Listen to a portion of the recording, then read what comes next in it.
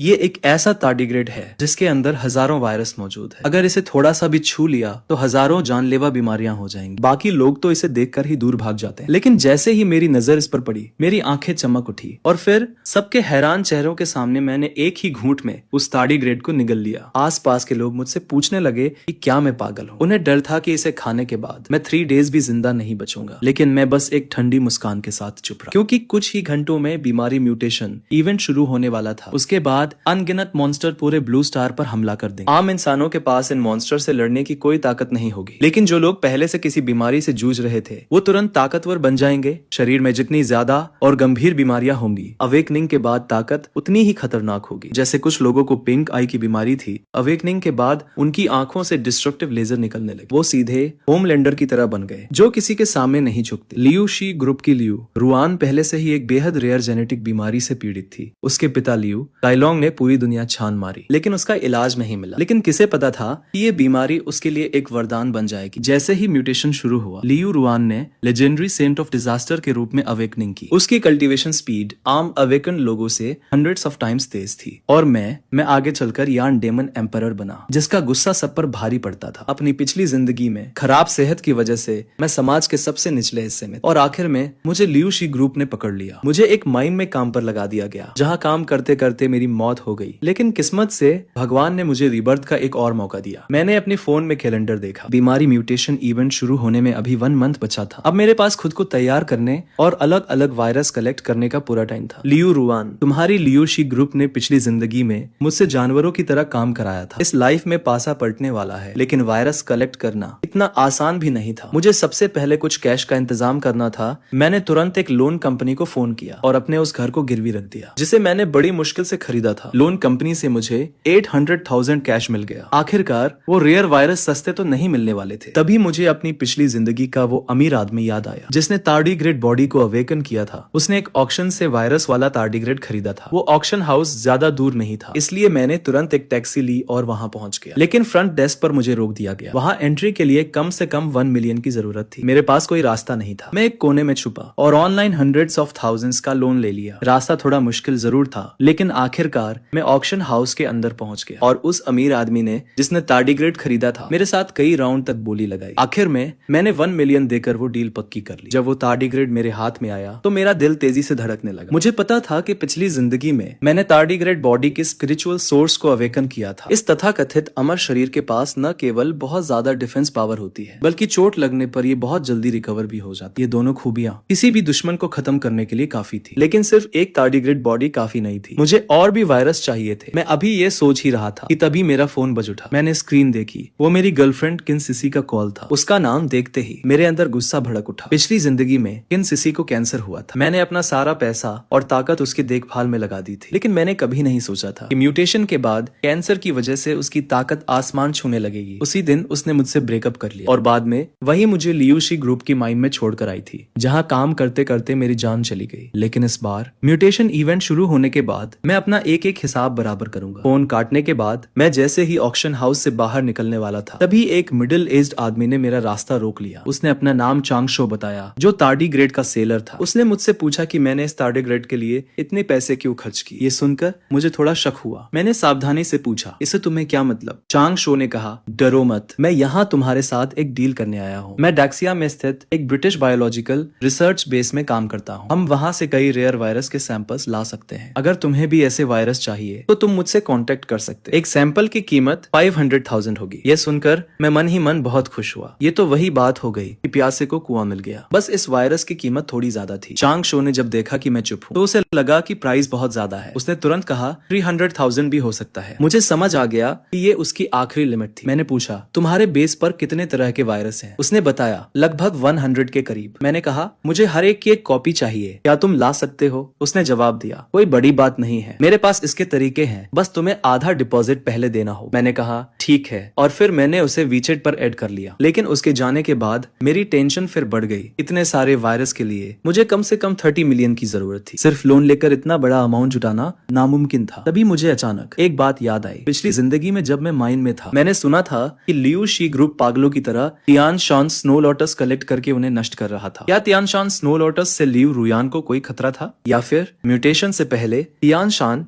Snow lotus Liu रुयान की genetic बीमारी को ठीक कर सकता। अगर ये खबर सच थी तो मेरे 30 मिलियन का जुगाड़ हो चुका था। अगर मैं ये खबर लियू शी ग्रुप को बेच दूं तो पैसों की कोई कमी नहीं होगी। लियू रुयान, पिछली जिंदगी में तुम्हारी लियू शी ग्रुप ने मुझे मार डाला था, लेकिन अगर इस बार मैंने तुम्हें सच में ठीक कर दिया तो तुम्हारी वो सबसे बड़ी ताकत हमेशा के लिए खत्म हो जाएगी। क्या तुम इसके लिए भी मुझे थैंक्स कहोगी? अगले दिन मैं लियू काइलोंग के ऑफिस पहुंचा। मैंने व्हील चेयर पर बैठी लियू रुयान को देखा। उसका खूबसूरत चेहरा और वो कमजोर शरीर पिछली जिंदगी की भयानक रुयान मोदी से बिल्कुल अलग था। पिछली जिंदगी में डोंगहाई सिटी के ऊपर आसमान से अचानक एक गोल चीज गिरी थी। उसे हासिल करने के लिए कई ताकतवर लोग आपस में भिड़ गए, लेकिन आखिरकार लियू रुयान ने अपनी होली बॉडी ऑफ डिजास्टर के दम पर उन सभी योद्धाओं के बीच एक खूनी जंग लड़ी और उस ट्रेजर को अपने कब्जे में ले लिया। उस ट्रेजर को हासिल करने के बाद उसने डोंगहाई सिटी के हर एक जिंदा इंसान को बेरहमी से मार डाला। उसने सबको खत्म कर दिया। यही वजह थी कि उसे मोदी का टाइटल मिला। लेकिन अब अगर मैं इस औरत को ठीक कर दूं तो ये दुनिया के भले के लिए ही होगा। इस वक्त लियू काइलोंग मुझे ऊपर से नीचे तक देख रहा था। उसने पहले ही मेरी सारी इंफॉर्मेशन निकाल ली थी, बिना किसी बैकग्राउंड वाला एक आम इंसान। अगर ये रुयान की बीमारी के शुरुआती दिन होते तो वो मुझे कभी उसके पास भी न भटकने देता, लेकिन अब उसके पास कोई रास्ता नहीं था सिवाय इसके कि वो मुझे एक मौका दे। उसने पूछा, तुम मेरी बेटी का इलाज कैसे करोगे? मैंने कहा,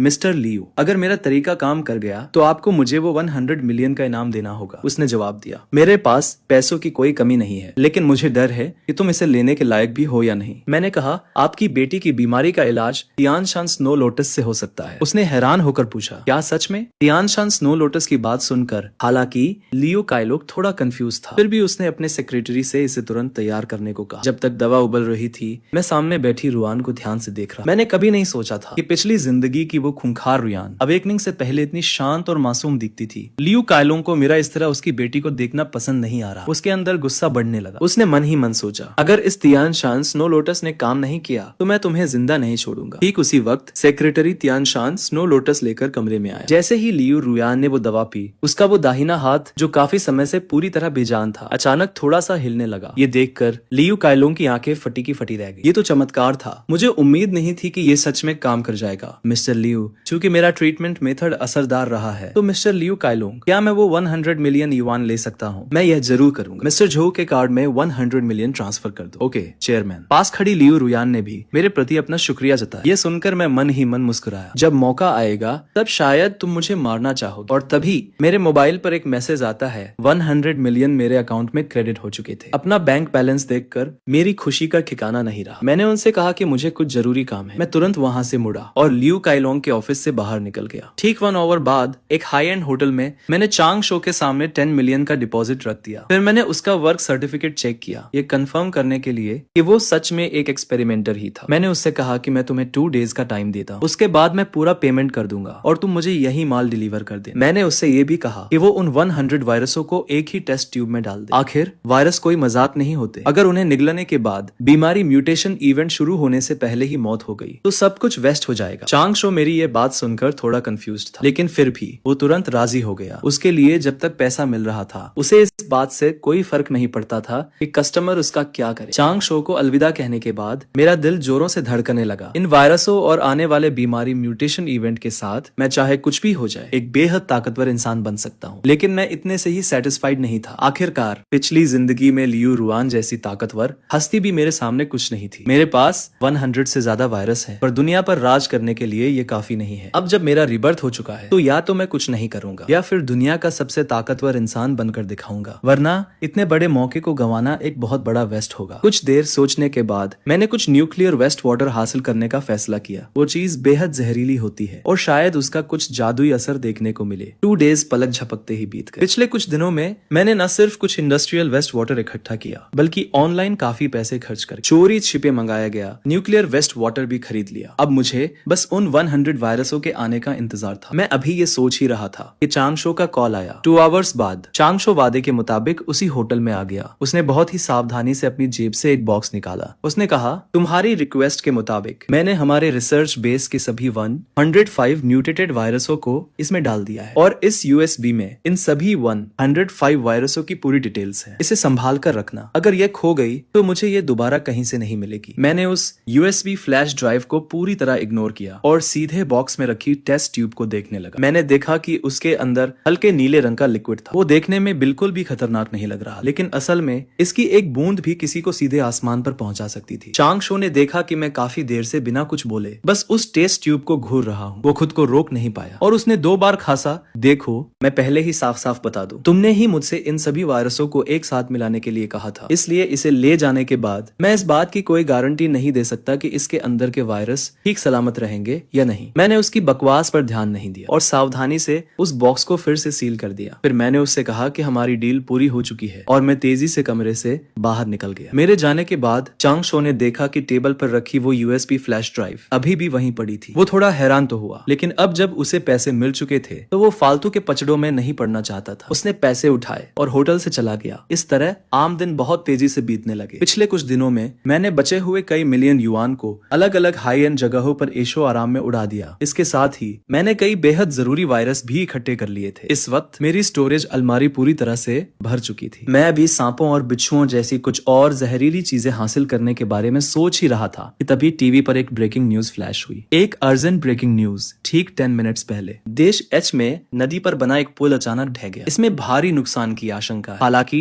टीवी पर दिख रही पिक्चर्स काफी धुंधली थी, लेकिन धुंधलेपन के बावजूद साफ देखा जा सकता था कि यह देश एच का वही मशहूर ब्रिज था। वो आलीशान और बेहद मजबूत दिखने वाला ब्रिज अब बीच में से टूटकर पूरी तरह अलग हो चुका था। देखकर ऐसा लग रहा था जैसे किसी विशाल चीज ने उसे लात मारकर उड़ा दिया हो। इस सीन को देखते ही मैं झटके से होश में आ गया। बीमारी म्यूटेशन इवेंट का समय सच में करीब आ चुका था। हजारों मीटर लंबा वो पुल ऐसा लग रहा था कि किसी बेहद तेज धार वाले ब्लेड से बीच में से काट दिया गया। यह सब देखकर मैं पूरी तरह से अलर्ट हो गया। यह बीमारी शुरू होने का एक इशारा था। पिछली जिंदगी में नदी पर बने उस ब्रिज को असल में एक alien beast red tell scorpion ने काटा था, क्योंकि तब तक बीमारी म्यूटेशन इवेंट का मौका ऑफिशियली शुरू नहीं हुआ था। जब वो पहली बार आया था तो उसका रेल्म सिर्फ सेकंड फॉरेस्ट हॉल की सीमा पर ही था। इसी वजह से देश एच की मिलिट्री बाद में उसे मॉडर्न हथियारों से मार गिराने में कामयाब रही। लेकिन इसके बावजूद रेड टेल स्कॉर्पियन के आने से देश एच में 50,000 से ज्यादा लोग मारे गए थे। शुरुआत में देश एच की सरकार ने इस खबर को छिपाने की पूरी कोशिश की। वो नहीं चाहते थे कि रेड टेल स्कॉर्पियन के प्रेजेंस के बारे में दुनिया को पता चले, लेकिन वो ये भूल गए कि आज के इंटरनेट के दौर में खबरें पलक झपकते ही फैल जाती और उस मॉन्स्टर ने जो तबाही मचाई थी उसे छिपाने का कोई रास्ता नहीं बचा था। सिर्फ 2 डेज के अंदर रेड टेल स्कॉर्पियन और देश एच की सेना के बीच हुई जंग के कई फोटोज और वीडियो लीक हो गए और पूरा ब्लू स्टार खौफ के साए में डूब गया। जब मैंने इस बारे में सोचा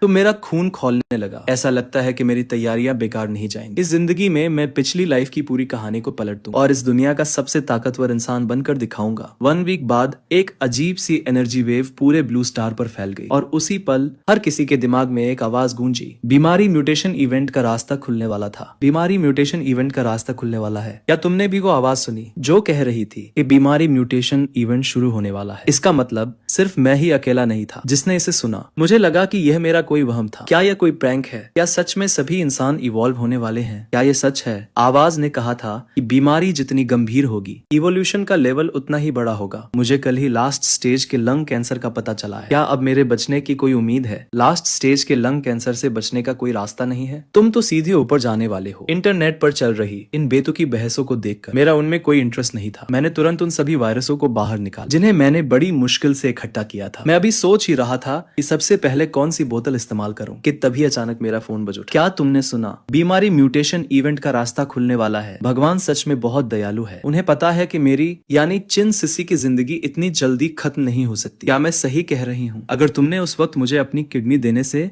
मना न किया होता तो मुझे आज ये बड़ा मौका कभी नहीं मिलता। क्या तुम बाहर आकर मुझसे मिल सकते हो? अब जब मुझे पता है कि तुम्हें अपने किए पर पछतावा हो रहा है तो मैं तुम्हें एक मौका देती हूँ। जिस दिन बीमारी म्यूटेशन इवेंट शुरू होगा तुम मेरे घर आना। मुझे देखना है कि तुम कितनी माफी मांगते हो। उसके बाद ही मैं सोचूंगी कि तुम्हें माफ करना है या नहीं। बीमारी म्यूटेशन इवेंट का रास्ता खुलने वाला था। क्या तुमने भी वो आवाज सुनी जिसमें कहा गया कि बीमारी म्यूटेशन इवेंट शुरू होने वाला है? इसका मतलब मैं अकेला नहीं था जिसने ये सुना। मुझे लगा था कि ये मेरा कोई वहम था। क्या ये कोई प्रैंक हो सकता है? सभी इंसान इवॉल्व होने लगे हैं। क्या ये सच है? इसमें कहा गया है कि बीमारी जितनी गंभीर होगी इवोल्यूशन का लेवल उतना ही ऊंचा होगा। मुझे कल ही लास्ट स्टेज के लंग कैंसर का पता चला था। क्या अब भी बचने की कोई उम्मीद है? लास्ट स्टेज के लंग कैंसर में उम्मीद कैसी? तुम तो सीधे ऊपर का टिकट कटाने वाले हो। इंटरनेट पर चल रही इन तमाम बहसों को देखकर मुझे उनमें कोई दिलचस्पी नहीं थी। मैंने उन सभी वायरसों को बाहर निकाला जो मैंने पहले इकट्ठे किए थे। मैं अभी सोच ही रहा था कि सबसे पहले कौन सी बोतल उठाऊं। क्या तुमने सुना? बीमारी म्यूटेशन इवेंट का रास्ता खुलने वाला है। भगवान सच में बहुत समझदार है। उन्हें पता है कि मेरी चिन सिसी की लाइफ इतनी जल्दी खत्म नहीं होनी चाहिए। क्या मैं सही कह रही हूँ। अगर तुमने शुरू में मुझे अपनी किडनी देने से मना न किया होता तो मुझे आज ये शानदार मौका कभी नहीं मिलता। क्या मैं बाहर आकर तुमसे मिल सकती हूँ? मैं अभी भी तुमसे कुछ पूछना चाहती हूँ। अब मुझे समझ आ रहा है कि मुझे पछतावा हो रहा है, तो ठीक है, मैं तुम्हें एक मौका दूंगा। जिस दिन बीमारी म्यूटेशन इवेंट शुरू होगा उस दिन मेरे घर आ जाना। मुझे तुम्हारा अपॉलॉजी एटीट्यूड देखना है, उसके बाद मैं सोचूंगा कि तुम्हें माफ करना है या नहीं। फोन काटने के बाद मैं खुद को मुस्कुराने से नहीं रोक पाया। मेरे चेहरे पर एक ठंडी हंसी थी। जब सही समय आएगा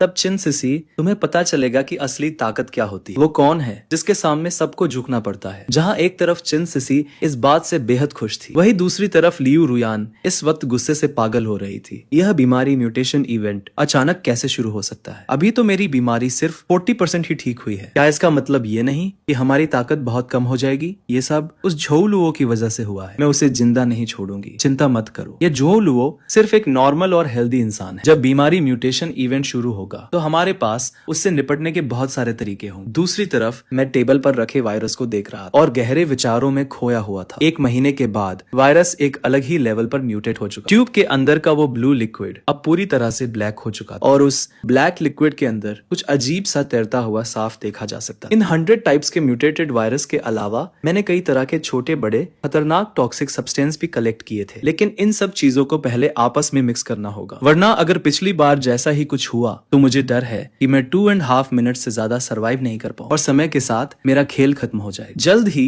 बीमारी म्यूटेशन इवेंट का काउंटडाउन अपने आखिरी मिनट पर पहुंच गया। यह देखकर मैंने तुरंत उस बोतल को उठाया जिसमें 100 टाइप्स के वायरस मिक्स थे। मैंने बोतल का ढक्कन खोला और उसे सीधे अपने मुंह से लगा लिया। जैसे ही वो ब्लैक लिक्विड मेरे शरीर के अंदर गया, मेरे गले में एक भयानक जलन होने लगी और तुरंत ही वो जलन मेरे पूरे शरीर में फैल गई। उस असहनीय दर्द की वजह से मैं बेहोश होने ही वाला था, लेकिन मुझे पता था कि यही सबसे क्रिटिकल मोमेंट है। अगर मैं बेहोश हो गया तो मेरी अब तक की सारी मेहनत बेकार हो जाएगी। मैंने उस भयानक दर्द को बर्दाश्त किया और एक बार फिर उस बोतल को उठाया जिसमें वेस्ट वाटर और दूसरे जहर मिक्स थे। मैं एक ही सांस में उस पूरी बोतल को पी गया। एक ऐसा दर्द जिसे शब्दों में बयां नहीं किया जा सकता मेरे पूरे शरीर में फैल गया। मेरा चेहरा सूजकर बिल्कुल लाल हो चुका था। मेरी स्किन पर जगह जगह खून के निशान उभर आए थे। मैं इस वक्त नर्क से आए किसी शैतान जैसा दिख रहा था। इसी तरह एक बेहद मुश्किल मिनट बीतने के बाद आखिरकार बीमारी म्यूटेशन इवेंट शुरू हो गया। जैसे ही काउंटडाउन खत्म हुआ, एक ब्लू एनर्जी ने मेरे पूरे शरीर को कवर कर लिया। वो सभी लोग जो पहले किसी न किसी बीमारी से जूझ रहे थे, वो इस पल पूरी तरह से ठीक हो चुके थे। यही नहीं, उन्हें अलग अलग लेवल्स पर पावर्स भी मिल चुकी थी। जैसे जिन लोगों को स्किन की बीमारियां थी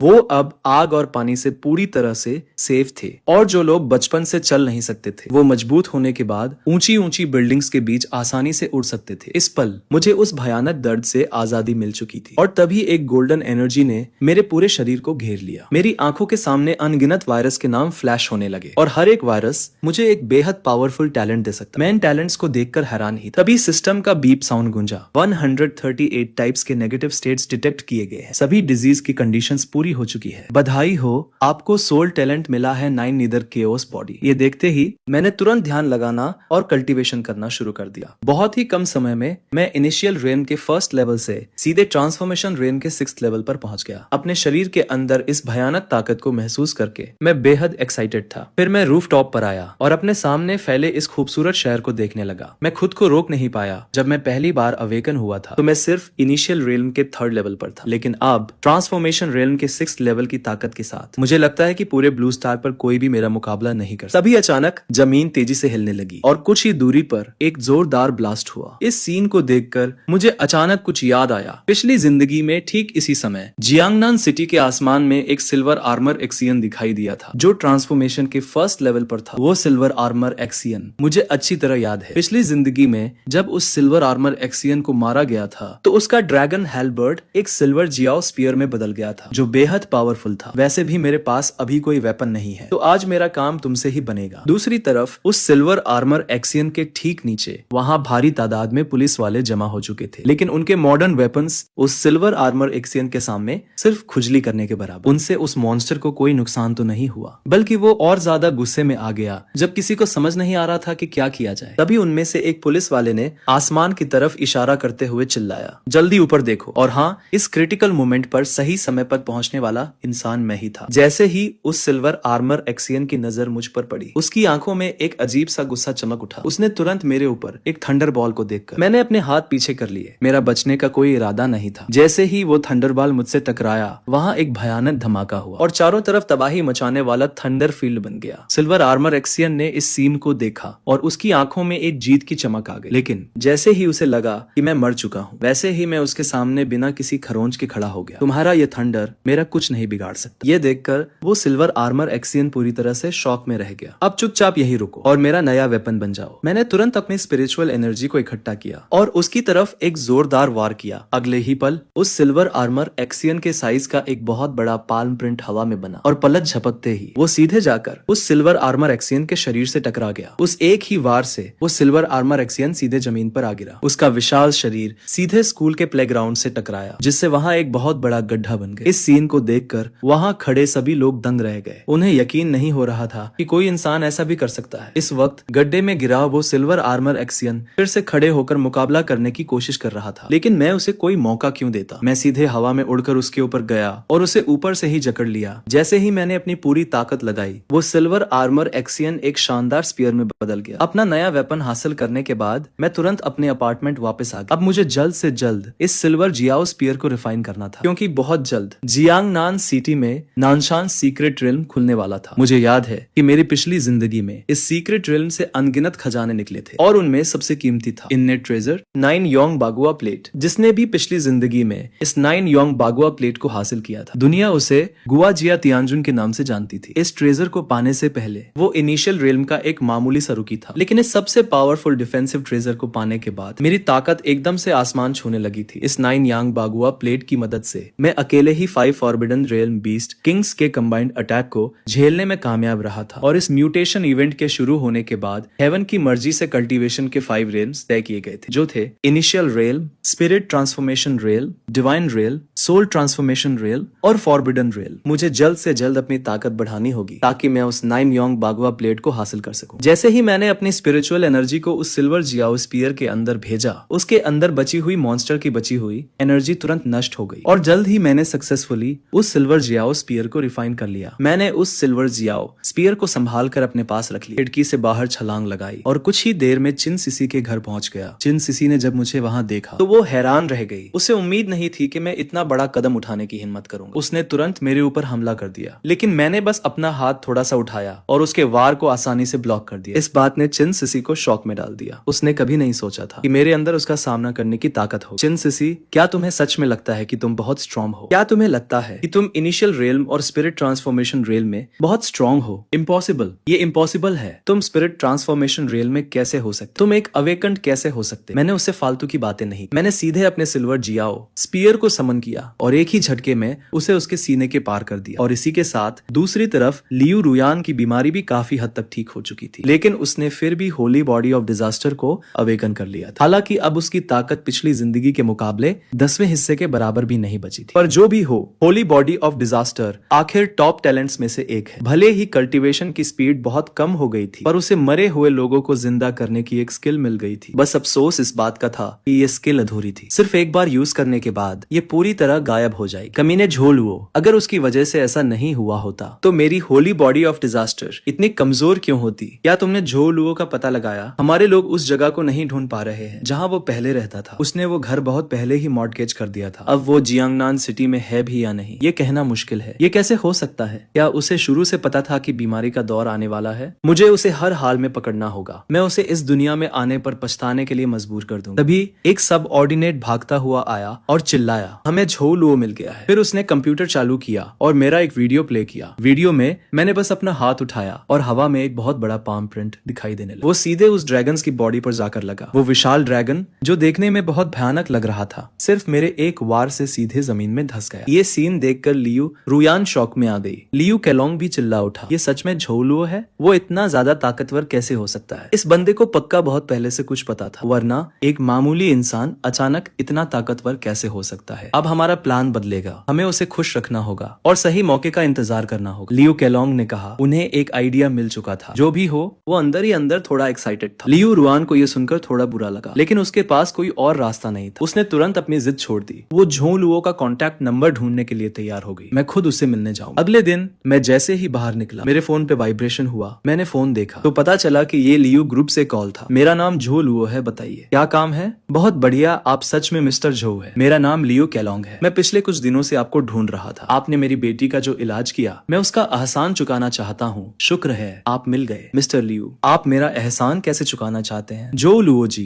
हमारे लियू ग्रुप पर आपका इतना बड़ा एहसान है कि मैं फोन पर इसे बयान नहीं कर सकता। मिस्टर झो, क्यों ना आप मुझे अपना एड्रेस बता दें, मैं खुद अपनी बेटी को लेकर आपसे मिलने आऊंगा। ये सुनकर मैं हैरान रह गया। मुझे उम्मीद नहीं थी कि लियू केलोंग खुद मेरे पास आएगा। फिर मैंने उसे अपने अपार्टमेंट का एड्रेस भेज दिया। जब तुम खुद चलकर मौत के मुंह में आना चाहते हो तो मैं भला क्यों मना करूं? मेरा अंदाजा बिल्कुल सही था। जो लुओ अभी भी हमारे लियू ग्रुप के साथ अपने पुराने रिश्तों के बारे में सोच रहा है। चलो बेटी, हम दोनों मिलकर झो लुओ से मिलने चलते। बस याद रखना, उसके सामने अपनी नफरत को बिल्कुल मत दिखा। जब तक हमें सब्र रखना होगा, बदला हम बाद में लेंगे। मुझे अच्छे से पता है कि क्या करना है। मैं झो लुओ को शक का एक भी मौका नहीं दूंगी। बहुत अच्छे, अब देर नहीं करनी चाहिए। हम तुरंत निकल पड़े और जल्द ही लियू केलोंग और उसकी बेटी मेरे भेजे हुए एड्रेस पर पहुंच गए। मिस्टर झो, मैं लियू केलोंग हूँ। मैं अपनी बेटी लियू रुआन के साथ आपसे मिलने आया हूँ। मिस्टर झो, आपने दरवाजा खोल दिया। चेयरमैन लियू, लगता है आपने सनशाइन एलिमेंट्री स्कूल में मुझे उस सिल्वर आर्मर्ड ब्लैक बर्ड को मारते हुए देख लिया है, इसलिए यहाँ आए हैं। मिस्टर झो, आपके उस ड्रैगन को मारने का वीडियो पूरे इंटरनेट पर वायरल हो चुका है। आप सच में एक कमाल के हीरो है। मिस्टर झो,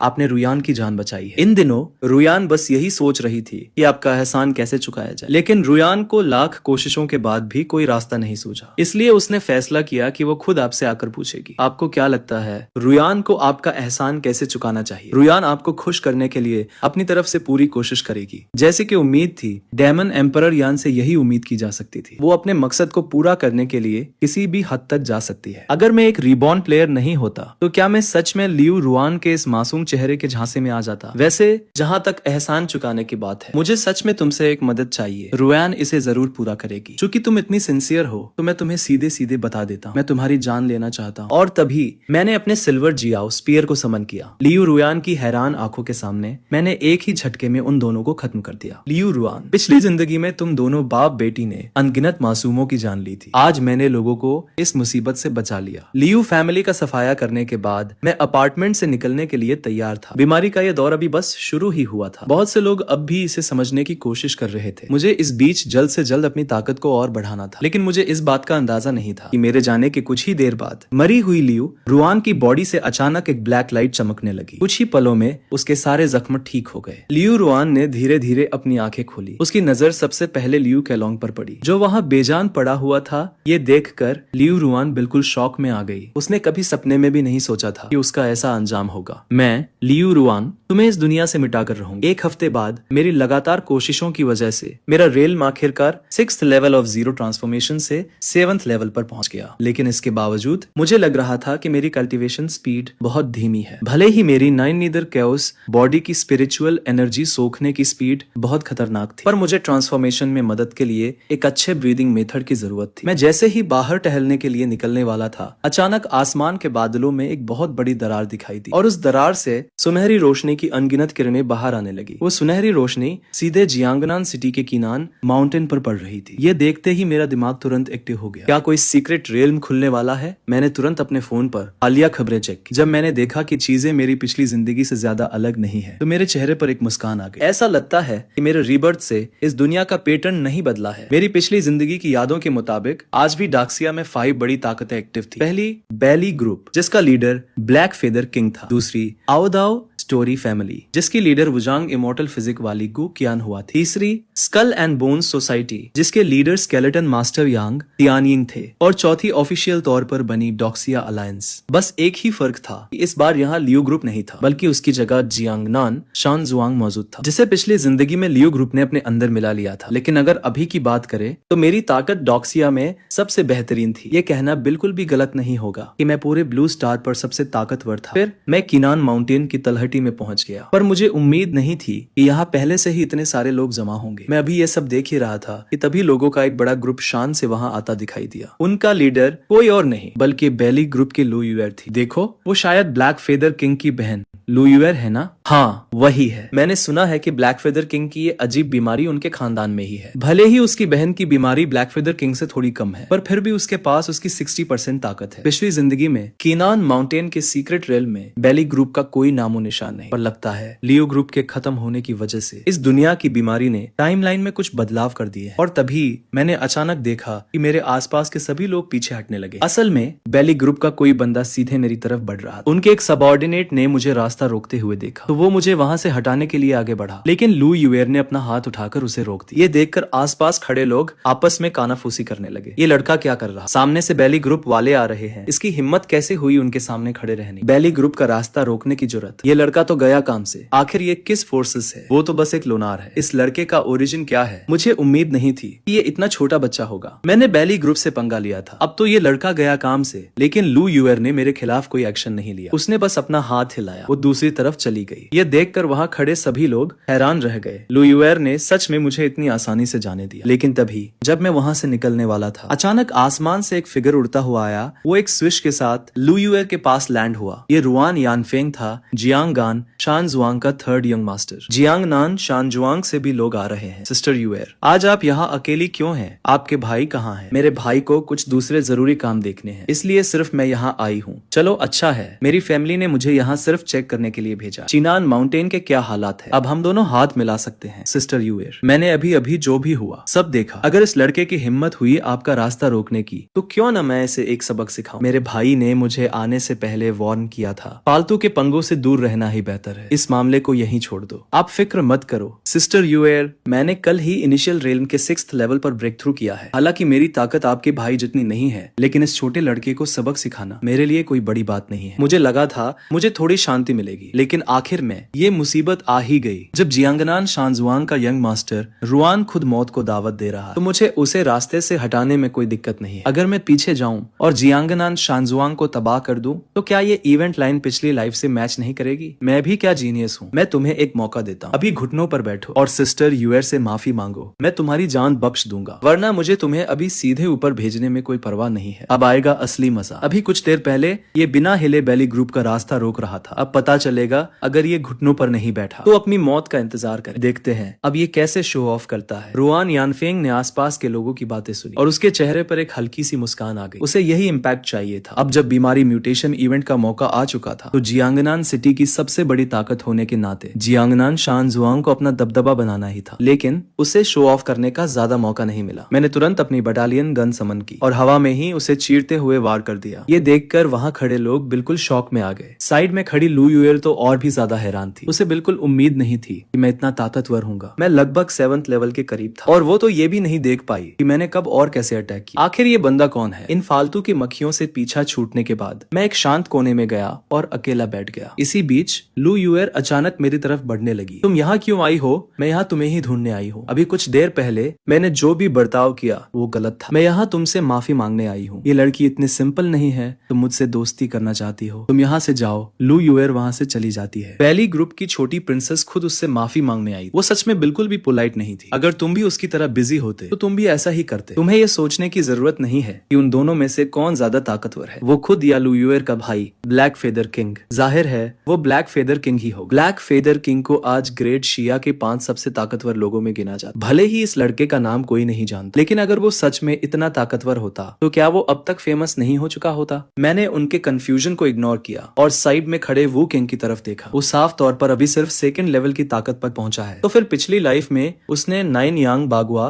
प्लेट कैसे हासिल की थी? क्या उसके पास कोई हिडन स्पेशल टैलेंट है? मैं अभी सोच ही रहा था कि तभी चिनान माउंटेन से एक तेज चमकती हुई गोल्डन लाइट निकली और अगले ही पल चिनान माउंटेन बीच से 2 हिस्सों में बट गया। वहाँ एक बड़ा सा क्रैक बन गया जो किसी हेवनली गेट जैसा लग रहा था। ये नजारा देखते ही सब लोग उस क्रैक की तरफ भागने लगे, लेकिन तभी उस क्रैक के अंदर से एक उड़ती हुई परछाई बाहर आई। जब वो पास आई तब सबको समझ आया वो एक बहुत बड़ा ब्लैक पाइथन था। उसने सबसे आगे भागने वाले बंदे को एक ही बार में निगल लिया। ये खौफनाक मंजर देखकर सब लोग पीछे हटने लगे। तभी एक कद्दावर आदमी चिल्लाया, ये तो सिर्फ एक सांप है, इससे क्या डरना। उसने अपना वेपन उठाया और आगे बढ़ गया। उसने देखकर बाकी लोग भी उसके साथ हो लिए, लेकिन वो उस जायंट पाइथन के सामने टिक नहीं पाए। कुछ ही देर में उस पाइथन ने सबको बुरी तरह जख्मी कर दिया। इसी बीच लू यूएर ने अचानक अपने पंख फैलाए। पलक झपकते ही वो उड़कर पाइथन के ऊपर पहुंच गई। उसने अपने ब्लैक विंग्स से पाइथन पर वार किया और दर्जनों ब्लैक फेदर्स गोली की रफ्तार से बाहर निकले। वो सीधे उस जायंट पाइथन की तरफ बढ़े। भले ही इन फेदर्स ने पाइथन के डिफेंस को तोड़ दिया था, लेकिन इसने पाइथन को बुरी तरह गुस्सा दिला दिया। तभी उस जायंट पाइथन ने अपना सिर उठाया और सीधे लू यूएर के पंखों को चबा लिया। लू यूएर ने अपना बैलेंस खो दिया और वो सीधे आसमान से नीचे आ गिरी। वो जमीन पर बहुत जोर से गिरी। वो काफी जख्मी हो चुकी थी और उसमें लड़ने की बिल्कुल ताकत नहीं बची थी। जैसे ही वो पाइथन उसे निगलने के लिए आगे बढ़ा, तभी एक ताकतवर आदमी उसके सामने आकर खड़ा हो गया। उस आदमी के लगातार हमलों की वजह से जायंट पाइथन पीछे हटने लगा। जी हाँ, ये कोई और नहीं बल्कि चाइना एलायंस का चू हान्यून था। लेकिन इसके बावजूद वो भी उस जायंट पाइथन का मुकाबला नहीं कर पा रहा। उसके पास हेडक्वार्टर को इन्फॉर्म करके सपोर्ट बुलाने के अलावा कोई रास्ता नहीं बचा था। ये पाइथन बहुत ज्यादा ताकतवर है। सपोर्ट आने में अभी 10 मिनट लगेंगे। 10 मिनट, अगर मैं 3 मिनट भी टिक पाया तो बहुत बड़ी बात होगी। जब मुझे लगा कि ये लोग इस सिचुएशन को संभाल नहीं पाए तो मैंने अपनी बटालियन गन निकाली। मैं सीधे उस जायंट पाइथन के ऊपर कूद गया और फिर मैंने पूरी ताकत से एक जोरदार वार किया। मेरी बटालियन गन ने पल भर में उस जायंट पाइथन के सिर को ऊपर से नीचे तक चीर दिया और वो खतरनाक मॉन्स्टर एक ही झटके में ढेर हो गया। चू हान्यून ये नजारा देखकर पूरी तरह शॉक में था। उसे यकीन नहीं हो रहा था कि जिस पाइथन का वो बाल भी बाका नहीं कर पा रहा, उसे मैंने सिर्फ एक ही शॉट में मार गिराया। तभी उसे याद आया, कुछ समय पहले जियांगनान सिटी के आसमान में ईगल आर्मर्ड ब्लैकबर्ड का खात्मा भी मैंने ही किया। अब जब खतरा टल चुका था तो बाकी सब लोग पागलों की तरह उस गोल्डन क्रैक की तरफ दौड़ पड़े। सीक्रेट रेलम के अंदर कदम रखते ही उन्हें वहां एक घना जंगल दिखाया और उस जंगल के ठीक बीच में एक पुरानी सी दिखने वाली टावर जैसी बिल्डिंग खड़ी थी। क्या ये वही फ्लोटिंग पगोडा है जिसके बारे में पिछली लाइफ की न्यूज में बताया गया था? टावर के अंदर जाने पर सिर्फ एक स्पाइरल सीढ़ी थी जो सीधे टॉप पर जाती थी। ये दिखने में तो नॉर्मल लग रही थी, लेकिन जैसे ही लोगों ने उस पर कदम रखा उन्हें एहसास हुआ आप जितना ऊपर जाओगे ग्रेविटी उतनी ही बढ़ती जाएगी। जरा सी चूक और आप सीधे नीचे गिर जाओगे। मैं तुरंत टावर पर नहीं चढ़ा बल्कि मैं एक तरफ छिप गया और चुपके से वू कियान पर नजर रखने लगा। आखिरकार इस बार मेरा मेन गोल 9 यांग बागुआ प्लेट हासिल करना था और मेरी ताकत के हिसाब से इस पगोडा पर चढ़ना मेरे लिए कोई मुश्किल नहीं था। मैं अभी ये सोच ही रहा था कि वू कियान ने सीढ़ियों की तरफ बढ़ना शुरू कर दिया। शुरुआत में वो काफी आसानी से चढ़ रहा था, लेकिन जैसे ही वो 19th फ्लोर पर पहुंचा वो अचानक रुक गया। इस वक्त उसे ऐसा महसूस हो रहा था जैसे उसके शरीर पर भारी बोझ रख दिया गया। वो एक कदम भी आगे नहीं बढ़ा पा रहा था। हार मानकर उसने आखिरकार पीछे हटने का फैसला किया। हॉल में वापस आने के बाद वो कियान दूसरी तरफ के दरवाजे की ओर जाने लगा। ये देखकर मुझे काफी खुशी हुई। इसका मतलब वो बागुआ प्लेट इस पगोडा के अंदर नहीं थी। मैं भी चुपचाप उसके पीछे पीछे चल दिया। पगोडा से बाहर निकलने के बाद वो कियान अपनी गट फीलिंग के हिसाब से एक तरफ बढ़ा और सीधे घने जंगल में चला गया। लेकिन वो अभी ज्यादा दूर नहीं गया था कि एक अजीब से मॉन्स्टर ने उसका रास्ता रोक लिया। ये मॉन्स्टर काफी ताकतवर था और दिखने में बिल्कुल एक टाइगर जैसा था, लेकिन उसके माथे के बीच में एक लंबा सा सींग था। इस सीन को देखकर वो कियान शॉक में रह जाता है। वो तुरंत पीछे मुड़ता है और दूसरी तरफ भागने लगता है, लेकिन वो अजीब मॉन्स्टर उसे इतनी आसानी से छोड़ने वाला नहीं था। वो लगातार उसका पीछा कर रहा था। जैसे ही वो मॉन्स्टर उसके बिल्कुल करीब पहुंचने वाला होता है वो कियान अचानक चकमा देता है और एक छोटे से गैप के अंदर घुस जाता है। पीछे आ रहा मॉन्स्टर साइज में काफी बड़ा था। वो उस दरार पर 2-3 बार हमला करता है और फिर हार मानकर वहां से चला जाता। खतरा टल चुका था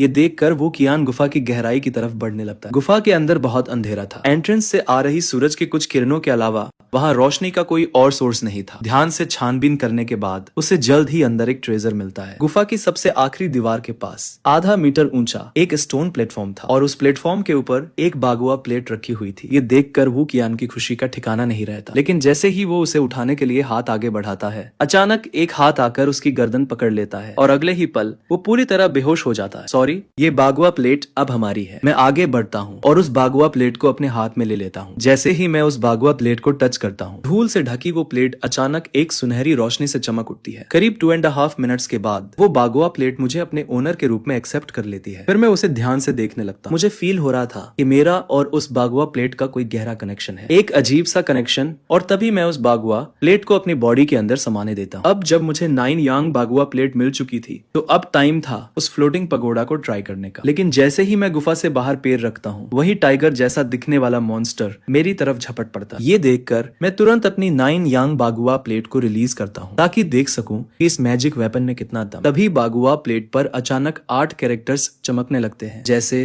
फ्रंट अपोजिशन और बाकी सब। ये 8 कैरेक्टर्स मिलकर एक ट्रांसपेरेंट प्रोटेक्टिव शील्ड बना लेते हैं जो मुझे सेंटर में पूरी तरह से सेफ रखती है। वो टाइगर जैसा मॉन्स्टर चाहे जितनी कोशिश कर ले वो इस प्रोटेक्टिव शील्ड को नहीं तोड़ पाता। ये देखकर मैं तुरंत अपनी सिल्वर जियाओ स्पीयर को समन करता हूँ। मैं आगे बढ़ता हूँ और सिर्फ एक शॉट में उसका काम तमाम कर देता हूँ। इस मॉन्स्टर की ताकत काफी कम थी। ये मेरी 9 यांग बागुआ प्लेट की असली पावर को बाहर नहीं ला पाया। उसे खत्म करने के बाद मैं फ्लोटिंग पगोडा की तरफ बढ़ने लगता हूँ। आखिर सीक्रेट रेलम का टाइम खत्म होने वाला और मुझे जल्द से जल्द टावर के टॉप पर पहुंचना था। फिर मैं तेजी से फ्लोटिंग पगोडा की सीढ़ियों पर चढ़ने लगता हूँ। क्या ये बंदा सच में इंसान है? ये तो कुछ ज्यादा ही कमाल है। फ्लोटिंग पगोडा का टॉप दरअसल एक सीक्रेट रूम था और उस सीक्रेट रूम के बीचों बीच एक स्टोन पिलर खड़ा था। उस स्टोन पिलर के बीच में बने खांचे को देखकर मैं हैरान रह जाता। आखिर इसका शेप बिल्कुल मेरी बागुआ प्लेट जैसा ऐसा क्यों है? क्या ये बागुआ प्लेट इस फॉर्मेशन की चाबी है? ये सोचते ही मैं तुरंत बागुआ प्लेट को उसमें फिट कर देता हूँ। जैसे ही बागुआ प्लेट और वो पिलर एक दूसरे से जुड़ते हैं, मेरे पैरों के नीचे बना रहस्यमयी फॉर्मेशन अचानक एक्टिवेट हो जाता है। पूरा सीक्रेट रूम एक अजीब सी धुंधली रोशनी से भर जाता है। उस फॉर्मेशन से धीरे धीरे एक एनर्जी बॉल बनने लगती है जो किसी सूरज की तरह चमक रही थी और आखिर में वो पिलर के टॉप पर रखी बागुआ प्लेट के अंदर समा जाती। बागुआ प्लेट के उस चमकते सूरज को एब्जॉर्ब करते ही उसकी सरफेस पर एक लाल रंग का हेलो घूमने लगता है। वो दिखने में वाकई कमाल का लग रहा था। इसके बाद जैसे ही मैं उस बागुआ प्लेट को टच करता हूँ, वो रिकास्ट की हुई 9 यांग बागुआ प्लेट वापस मेरी बॉडी में समा जाती और मुझे तुरंत उसकी नई एबिलिटी का पता चलता है। अब मैं किसी भी अटैक को